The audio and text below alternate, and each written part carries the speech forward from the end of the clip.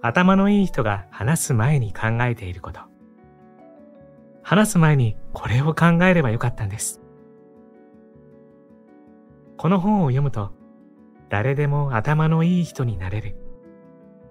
子供の頃、ちゃんと考えてから話してと言われたことはないだろうか。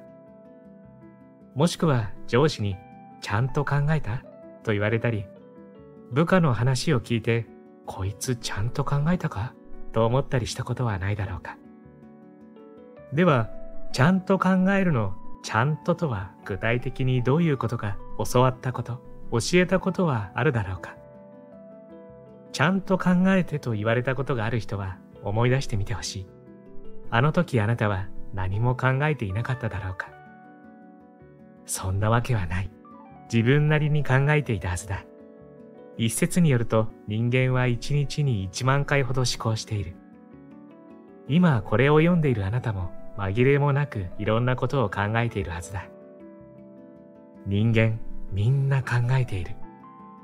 なのにちゃんと考えている人と考えていない人の差が生まれるのはなぜだろう。両者の差は考えている時間の長さ、量ではない。例えば徹夜でアイデアを考えたからといってちゃんと考えたとはならないだろう。大事なのはアイデアの質ではないだろうか。そう、ちゃんと考えている人と考えていない人の差は思考の量ではなく思考の質なのだ。新入社員であれば思考の量で評価されるかもしれない。一生懸命考えたことが可愛げとして受け取られることもある。しかし、それは若さが武器になるうちしか通用しない。年齢を重ねるほど一生懸命考えただけでは通用しなくなる。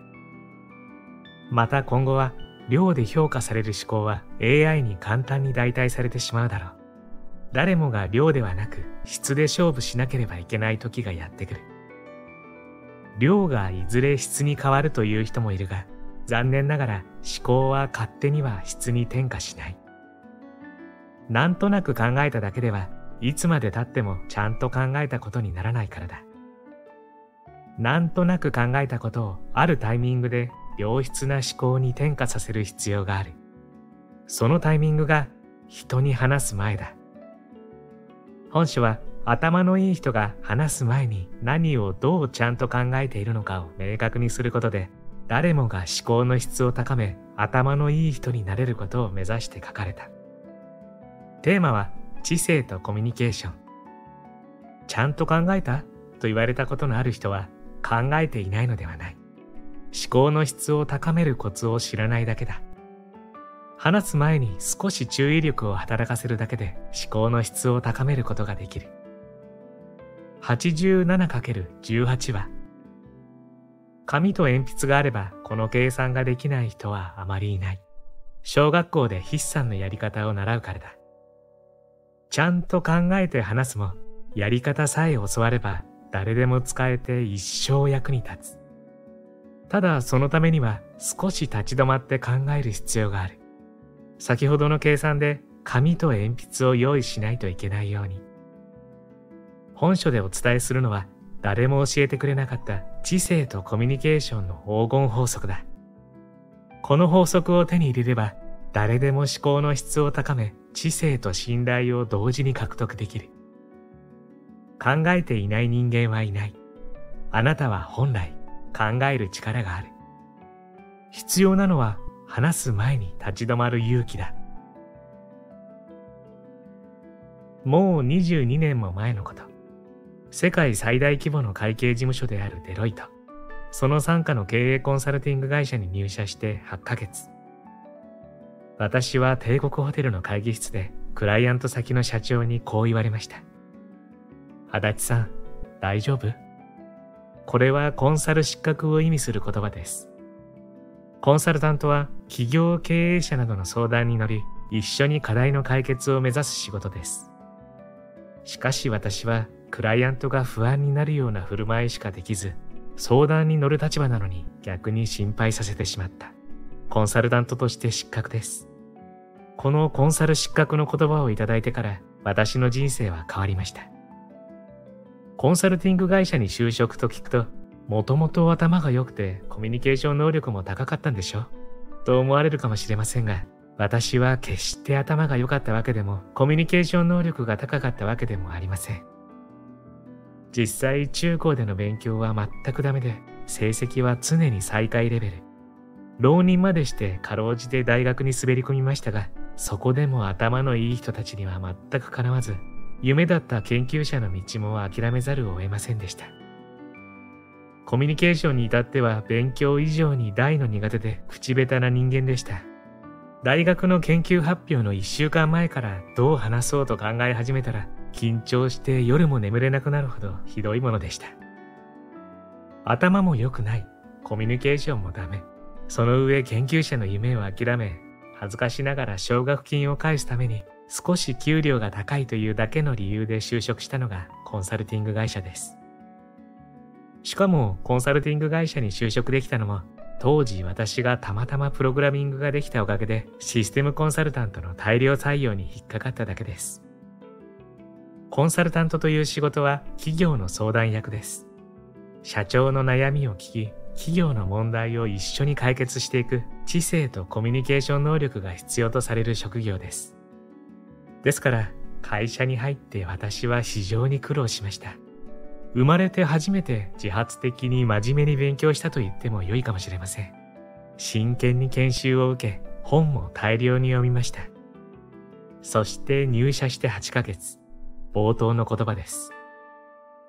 あれから私は中小企業専門のコンサルティング部門の立ち上げに参画し、大阪、東京の支社長を務め、今では会社の経営者として社員をマネジメントし、本を出版することができています。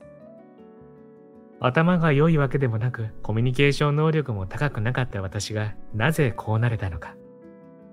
それは入社1年目でコンサルタント失格の烙印をされてから、他者から信頼を取り戻すにはどうすればいいのかを徹底的に考えたからだと思います。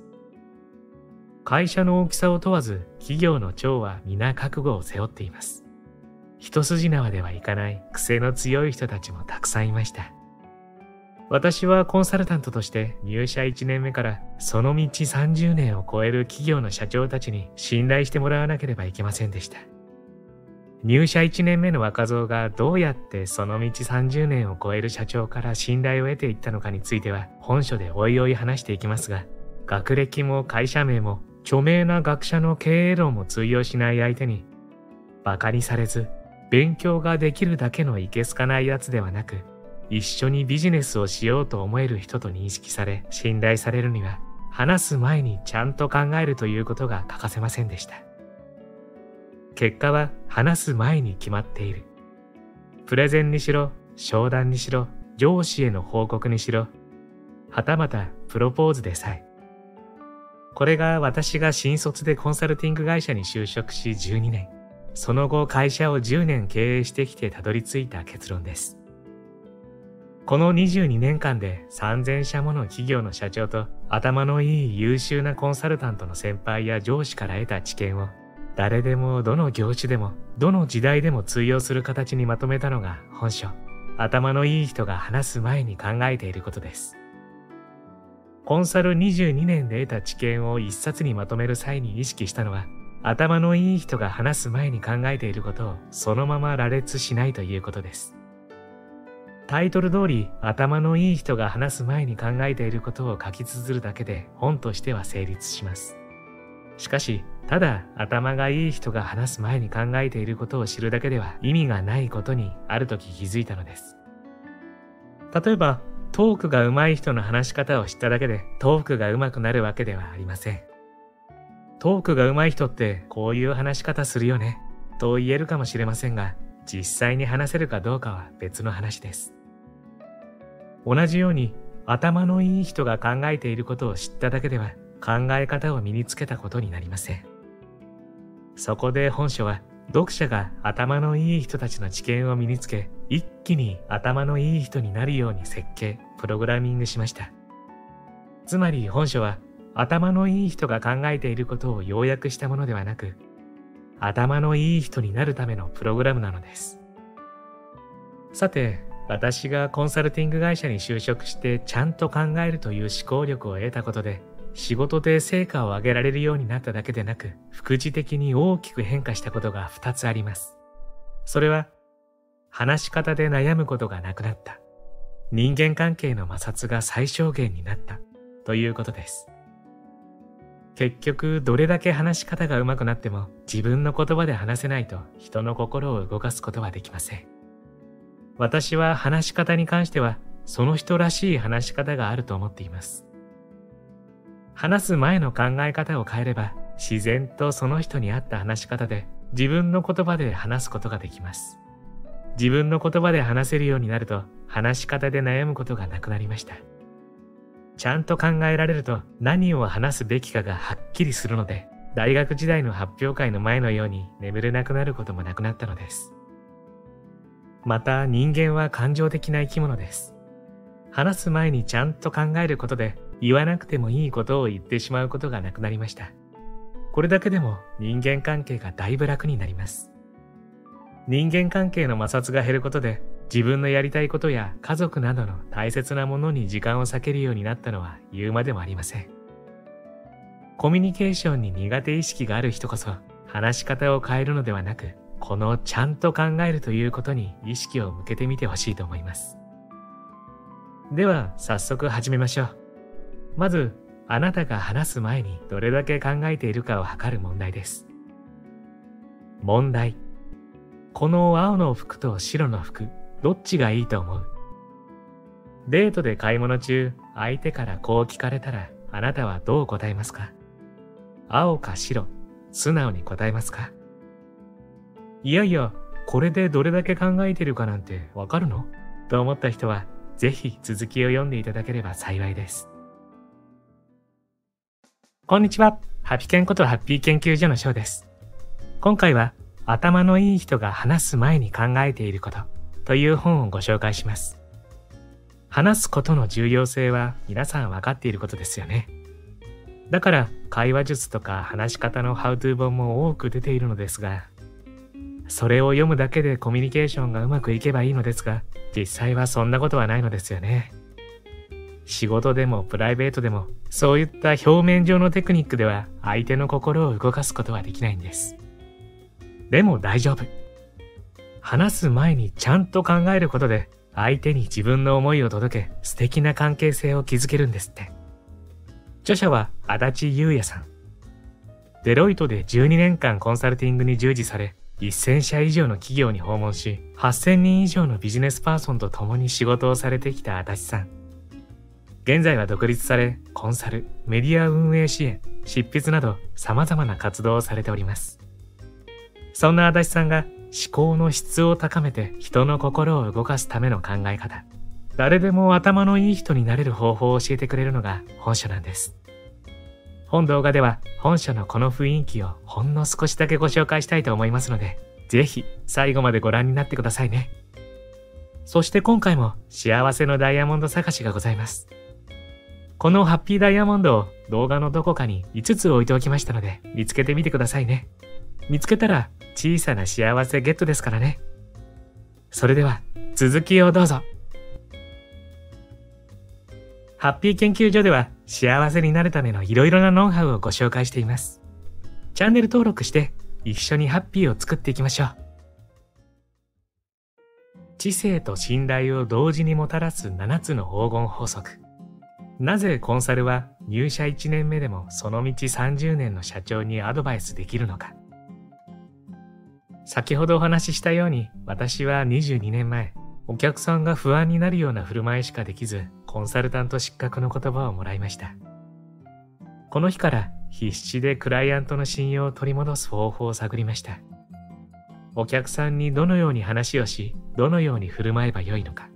お客さんの悩みをどう取り扱えばよいのか。それは言ってしまえば、賢い振る舞いを身につけることでもありました。それって賢いふりをすること？賢い振る舞いと聞くと、こう感じる人もいます。しかし真逆です。頭のいい人は頭のいいふりをする必要はありません。賢いふりをするのは本当に頭のいい人の賢い振る舞いとは真逆なのです。例えば、何か言っているようで何も言っていない発言をする人たちは、賢いふりをする人の代表例です。あなたの周りにはこのようなことを言う人はいませんか？新商品の具体的なアイデアを検討する場で、ユーザーのニーズを捉えて適切に施策を打つべきですよね。といかにも正しいけど何のアイデアにもなっていない発言。お客さんからクレームがあり相談したところ、お客さんにとって何が一番かよく考えて、正論だけど中身のないアドバイス。他にも何がいいかは目的によりますねとだけ言う人。議論が必要ですねとだけ言う人。検討を重ねましょうと言って何もしない人。このような発言は間違っているわけではありません。しかし実際には中身がない賢いふりはその場しのぎには良いですが人の心を動かしません。このような発言を繰り返していると聞く耳を持たれなくなってしまいます。ある会議でのことです。参加者が一通り報告し終えると会議を仕切る部門長は口を開きました。何か考えがある人は発表せよ。少しばかり沈黙が続いた後、20代後半の若手社員が手を挙げ発言しました。では意見を述べさせていただきます。このサービスですが、現在売上の調子が良くない理由はキャッチコピーにあると考えています。キャッチコピーを以下のように変えることです。そして彼は自分の考えてきたキャッチコピーを披露しました。しかし彼が考えたというキャッチコピーはお世辞にも優れているとは言えないものでした。すかさず他の社員から声が上がり、問題はキャッチじゃないでしょう。価格ですよ。キャッチというのは間違っていないように思うが、このキャッチではね。などと質問、批判が相次ぎました。意見した若手社員は落ち込んでいるようでした。ですが、部門長は言いました。非常にいい意見だ。私は気づいていなかった。検討事項に加えよう。会議の後、私は部門長に、なぜあのキャッチコピーをいい意見とおっしゃったのですかと質問しました。すると部門長は言いました。足立さん、どんな仕事でも一番偉いのは最初に案を出す人なんですよ。批判なんて誰でもできる。でも最初に案を出すのは勇気もいるし、何よりみんなからバカにされないように一生懸命勉強しなければいけない。だから最初に案を出すやつを尊重するのは仕事では当たり前です。目から鱗でした。最初に発言した若者はキャッチコピーの案が稚拙だったとしても最終的に新しい施策にたどり着くきっかけを作りました。これこそ賢い振る舞いなのです。賢いふりをしようとすると最初に発言するより他の人の話を聞いてから発言した方がいいと判断するでしょう。まさしく若手のキャッチコピーを批判した人たちのように。ただ評価されたのは最初に発言した若者です。このように賢い振る舞いとは賢いふりをすることではないのです。入社8ヶ月で足立さん大丈夫と言われてから約半年後、プロジェクトが終わりました。大変ありがたいことにその後も契約を継続していただき、社長からは感謝の言葉までいただきました。この社長との関係はその後も続き、相談役としての役割を何年も続けることができたのです。ではなぜ社会人1年目の若造がその道30年の社長の相談役を務めることができたのでしょうか。まず社長の心情が、この人に任せて大丈夫かな、ちゃんと考えられるかから、優秀だな、ちゃんと考えてるなと変わったと考えられます。しかし優秀だなと思っただけで次も仕事を頼むでしょうか。継続的に仕事をもらい長期的な関係を築くには信頼が必要です。信頼が生まれるには優秀だなだけでは足りません。つまり単なる頭がいいだけではただ頭がいいだけで終わってしまい結果につながらない可能性があるのです。信頼が生まれる瞬間の心情はこうです。この人我々のためにちゃんと考えてくれてるな。相手がこの心情になった時、信頼が生まれ長期的な関係につながります。例えば不動産の営業。この人自分のノルマのために売ろうとしているな、と営業の人の気持ちが見えすいたとき、あなたはその人から買いたいと思うでしょうか。頭がいいかもしれないけど、本当にこの人は私のことをちゃんと考えてくれてるのか、信頼ではなく疑念が生まれるはずです。逆に、この人、私のことを真剣に考えてくれてるな、と心から思えたとき、その人から買いたいと思い、それだけではなく、次引っ越しをするときもこの人にお願いしてみようと思うのではないでしょうか。ビジネスシーンだけではなく、プライベートにおいても、ちゃんと考えてくれてるな、と思う人と長期的に関係を築きたいと多くの人が思うはずです。本書でお伝えするのは、大丈夫かから、ちゃんと考えているを超えて、ちゃんと考えてくれてるな、まで信頼を取り戻し、相手の心を動かす方法なのです。さて、ここで冒頭の問題の回答に参りましょう。問題。この青の服と白の服、どっちがいいと思う？デートで買い物中、相手からこう聞かれたら、あなたはどう答えますか？これは私が妻と買い物に行った時に何度か聞かれた質問です。パートナーから選択を迫られるよくあるシチュエーションだと思います。私は当初何も考えず、直感的に白がいいと思う、などと答えていました。だって私の好みだから。するとなぜか妻が少し不機嫌になるのです。思い当たる方もいるかもしれませんが、どっちがいいと思う？と聞かれて素直に思ったことを答えてはいけないのでしょうか。このようなとっさの場面で考えているか、ちゃんと考えている人と考えていない人の差は生まれます。この青の服と白の服、どっちがいいと思う？にどう答えるか。最も適切な回答は、白と青、それぞれどこがいいと思ったの？です。過去の私のように白がいいと素直に答えた時の妻とのやりとりはこうです。この青の服と白の服、どっちがいいと思う？そうだね。白がいいんじゃない？そっか。どっちも似合ってるよ、と答える手もあるかもしれません。この青の服と白の服、どっちがいいと思う？どっちも似合ってるよ。ありがとう。そして、白と青、それぞれどこがいいと思ったの？と答えた場合、この青の服と白の服、どっちがいいと思う？白と青、それぞれどこがいいと思ったの？こっちの青い方はデザインが好きなのだけど、そっちの白い方が今度行く旅行先には合ってるかと思って。率直に言ってどっちがいいと思ってるの？青い方が好きだけど、今度行く場所なら青でもいいと思うし、いろいろな場所では青は使いやすいと思うよ。そっか、ありがとう。ある時、なぜ好きな色を素直に答えたら不機嫌になったのか、妻に聞いてみました。答えは、私のことをちゃんと考えてくれてない気がしたからでした。プライベートでも同じなのです。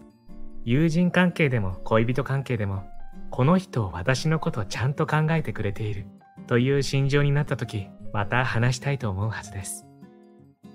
ちなみに、この青の服と白の服どっちがいいと思う？に対して、最近のファッションの流行ってさ、と自分の知識を披露する人がいます。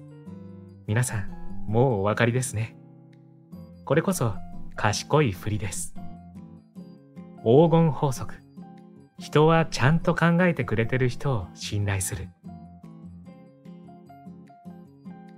さて、本書は私がコンサルタントとして得た知見を誰でもどの業種にでもどの時代でも役に立つようにプログラムしたビジネス書です。ただ本書にはビジネスシーンだけではなくプライベートなシーンでも役に立つ例をたくさん載せました。それは身近な人にほど丁寧なコミュニケーションを心がけてほしいという私の思いからです。実は15年ほど前に私は前の妻を病気で亡くしています。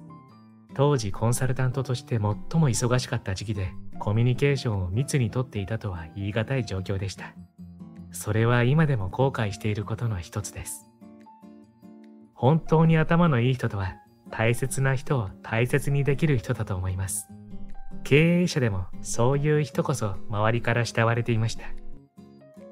大切な人を大切にするために、丁寧で知的なコミュニケーションを心がけてください。今回もプロローグ程度のご紹介でしたが、本書の雰囲気伝わりましたでしょうか？いやー、この本相当いいんです。読み返す必要のない本を目指されたとおっしゃっている通り、半端なくわかりやすくてスイスイ読めてしまいますし、納得感もものすごいです。知性と信頼を同時にもたらす7つの黄金法則、5つの思考法を読むと、そんなことを今まで一度も考えたことなかったと思わされっぱなしです。そしてそれらを読んだ後には、付属の話すたびに頭が良くなるシートの空欄を埋めていくんです。そして会話の場面の前にこのシートのことを少し思い出すだけで、あなたの会話は劇的に相手に届くものになっているはずですよ。仕事はもちろん、夫婦生活や友人関係、婚活などのプライベートなどにも生きてくると思います。本書の想定やページデザインなどは青と白で統一されているのですが、奥様との買い物の出来事ともつながっているのかもしれませんね。本当に素敵で相当おすすめの一冊。興味のある方はぜひ読んでみてはいかがでしょうか。そうそう、皆さん、冒頭にお伝えしたハッピーダイヤモンド、見つかりました？ダイヤモンドの数は全部で5つでしたよ。どうです？見つかりましたか？見つけた時の小さな喜びも立派な幸せ。見つけたあなたは幸せを一つ積み重ねてハッピー度が上がってますからね。最後までご視聴ありがとうございました。これからも皆様の幸せ作りに役立つ情報をまとめていきたいと思いますので、チャンネル登録や高評価をしていただけるととっても嬉しいです。また次回の動画でお会いしましょう。皆様に幸せが届きますように。